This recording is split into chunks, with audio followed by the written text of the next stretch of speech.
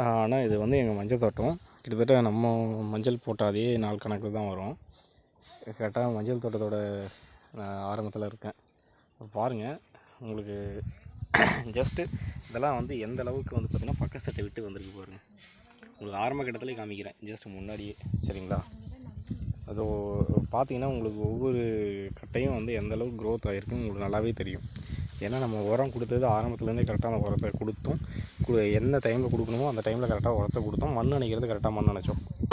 தெரியுதுங்களா? பார்த்திங்கன்னா கட்டை எந்த அளவுக்கு பெருசாக இருக்குன்னு உங்களுக்கு நல்லா தெரியும்.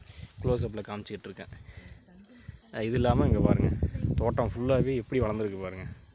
இந்த ஆள் வராங்க, அம்மா, இது என்னோடய அம்மா. வந்து பார்த்திங்கன்னா எந்த அளவுக்கு செடி வளர்ந்துருக்கு பாருங்கள். தெரியுதுங்களா? இது வந்து இப்போ ஆரம்ப கட்டத்தில் இந்தளவுக்கு வளர்ச்சி இருக்குது. இன்னும் மேலே எங்களுது மேலேவும் இன்னொரு தோட்டம் இருக்குது. கிட்டத்தட்ட இதெல்லாம் சேர்த்து ஒரு 1/2 ஏக்கருக்கு மேலே வரும். எல்லாமே வந்து அந்த மஞ்சளாக தான் வச்சுருக்கோம். இந்தளவுக்கு க்ரோத் கொடுக்கறது கண்டிப்பாக கொடுக்குது. நம்ம அதை வந்து சரியாக அதுக்கான டைமிங்கில் உரத்தை கொடுத்து அதுக்கேற்ற மாதிரி மண் அணைக்கணும். இங்கே பாருங்கள், எங்களுக்கு எந்தளவுக்கு கேப் இருக்குது பாருங்கள். ஒரு கட்டைக்கும் இன்னொரு கட்டைக்கும் எந்தளவுக்கு கேப் இருக்குது பாருங்கள். அப்போ வந்து பார்த்திங்கன்னா உங்களுக்கு மண் அணைக்கிறதுக்கு ஈஸியாக இருக்கும். திரும்ப மண் அணைக்கலாம். இப்போ மழை வந்ததுனால எங்களுக்கு எல்லாமே அந்த மாதிரி இருக்குது. இது வந்து காவா வந்து பார்த்திங்கன்னா ஃபுல்லாக இந்தளவுக்கு நல்லா தண்ணி போகிற அளவுக்கு வசதியாக பண்ணி வச்சு, இது பக்கத்தில் இருக்கிறதுலாம் வந்து பார்த்திங்கன்னா சுத்தமாக உங்களுக்கு வந்து எல்லாமே கட்டைங்க வந்து பார்த்தோன்னா அவ்வளோ பெருங்கட்டையாக வந்திருக்கும். நல்லா பார்த்தீங்கன்னாலே உங்களுக்கு தெரியும். இப்போவே வந்து 2 கட்டை வச்சுருக்கு பாருங்கள். 2 கட்டை 3 கட்டை. இதோ பக்க சட்டை நிறைய வச்சுருக்கு. இதோ புதுசாக ஒரு லீஃப் பாருங்கள். இதோ புது கட்டை, பக்கத்தில் ஒரு புது கட்டை, இதில் ஒன்று, மொத்தம் இப்போவே 4 கட்டைக்கு மேலே வச்சுருக்கு.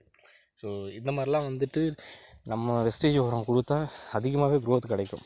இப்போ நான் அடுத்த வாரம் திரும்ப வைக்க போகிறேன். இப்போ இது கொடுத்து கிட்டத்தட்ட வந்து ஒரு 30 நாளைக்கு மேலே ஆகிடுச்சு.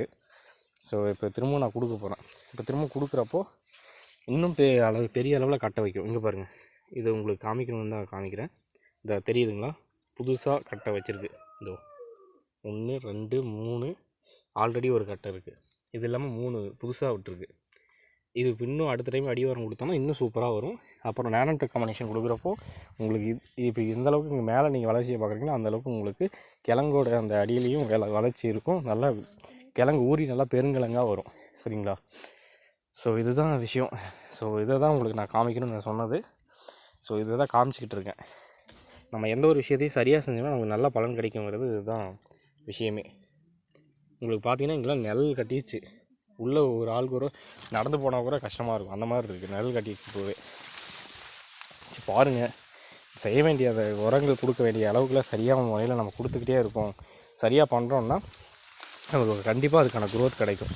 இப்போ கூட ஒன்றும் கெட்டு போகல. நம்மளோடது வந்து பார்த்திங்கன்னா நீங்கள் ஆட்டோமேட்டிக்காக ஜஸ்ட்டு இப்போ கொடுத்த உரங்களை தாண்டி அடுத்த உரம் கொடுக்குறப்போ தாராளமாக நமக்கு வந்து பார்த்திங்கன்னா அதோடய வளர்ச்சி இன்னும் க்ரோத் ஆகும்.